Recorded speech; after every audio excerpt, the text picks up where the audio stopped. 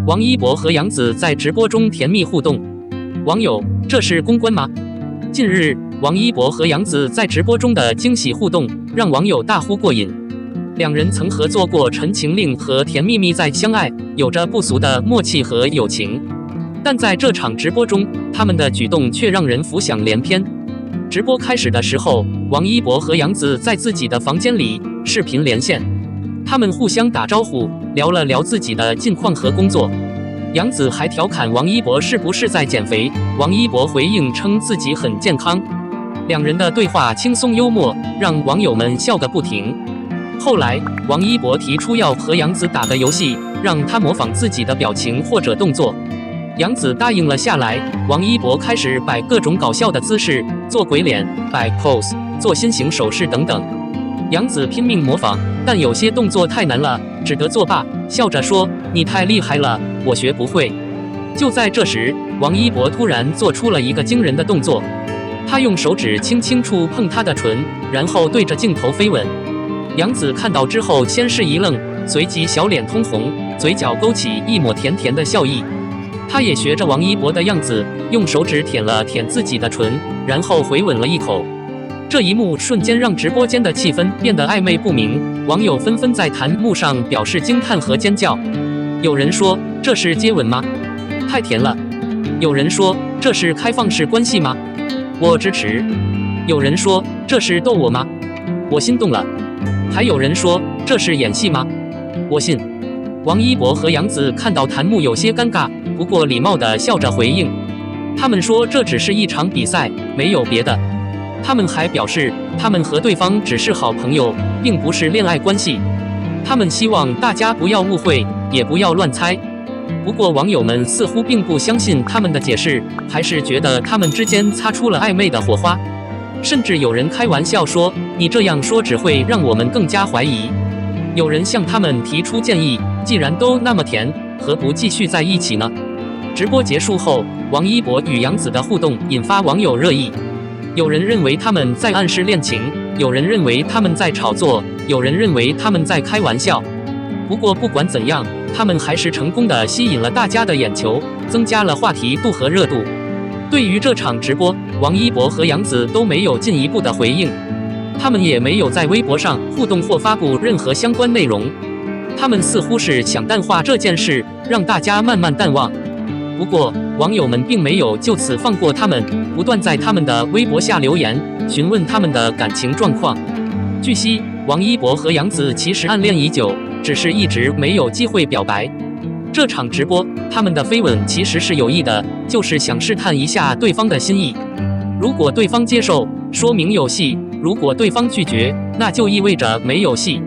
不过，这一消息的真实性还有待证实。另有消息称，王一博和杨紫其实只是朋友关系，除友情外并无其他感情。在这场直播中，他们的飞吻其实是无意的，因为比赛太激烈了，失控了。没想到会引起这么大的反响，也没料到会给对方添麻烦。他们已经私下道歉，并同意不再这样做。不管是哪种说法，王一博和杨紫都没有正面回应。他们似乎想保持神秘，让大家尽情发挥想象力。也许他们觉得这样更有趣，更能吸引粉丝。也许他们还在等待更好的时机来表白自己的真情实感。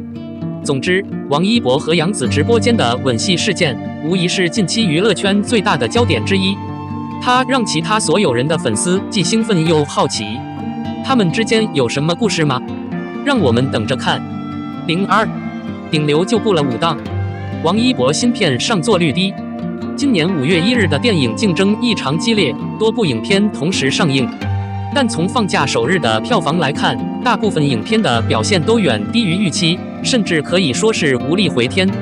其中《天空之王》和《惊天营救》是5月1日堪称爆款的2部影片，票房不过1亿，这让很多人都非常不解。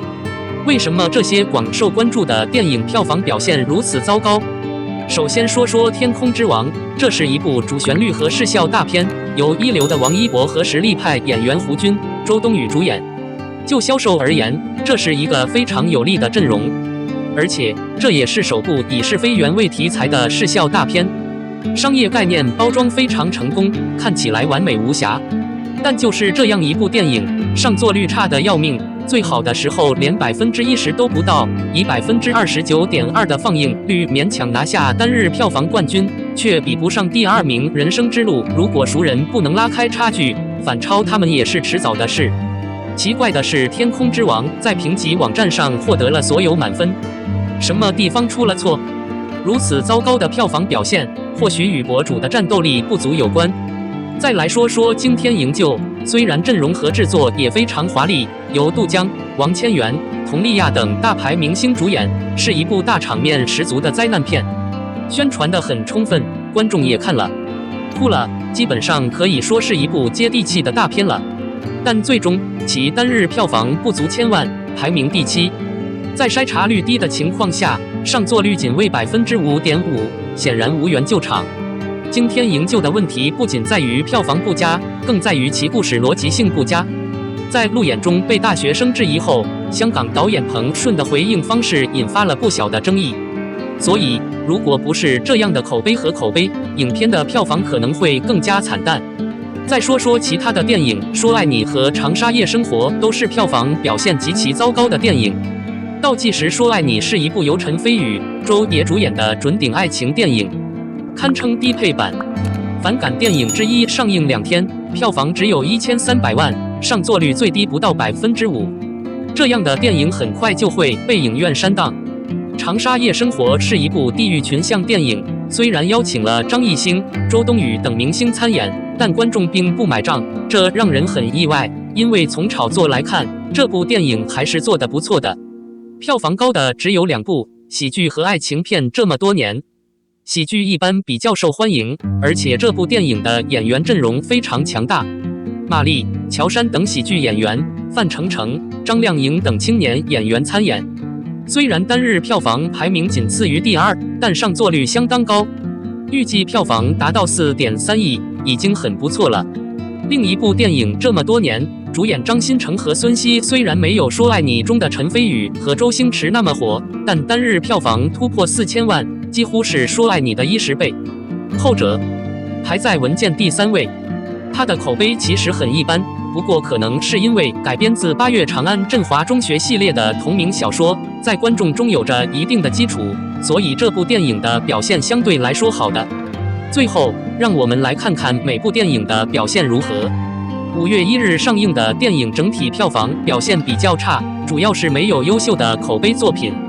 很多人一直在猜测是什么原因导致了这种情况，是电影市场环境的问题，还是电影本身的质量无法满足观众的需求？我们可以期待下一部大片的热播，看看是否能打破这种令人尴尬的票房表现，也引发理性思考和深度分析。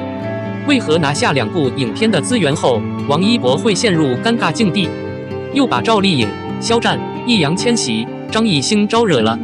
一开始还以为王一博背后有很多资本支持，这样乱来也无妨，现在反冲出来了。一个影迷绝对不可能为票房和收视贡献1分钱。第2，质量一般，全靠囧。之前公布《无名之辈》的时候，程二导演急于澄清《无名之辈》和《天空之王》的关系，让王一博的脸色黑了下来。现在网上对观影体验几乎赞不绝口，但既然这么好，为什么上座率这么低？第3，声名狼藉，难以收拾。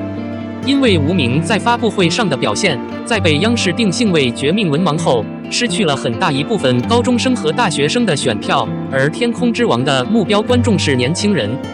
非研究生背景对你的职业影响很大，否则你为什么留在现在的公司？但这不仅仅是《天空之王》能不能回本的问题，关键是投资方已经公布了业绩不及预期的原因。王一博未来的业绩和事业发展令人担忧。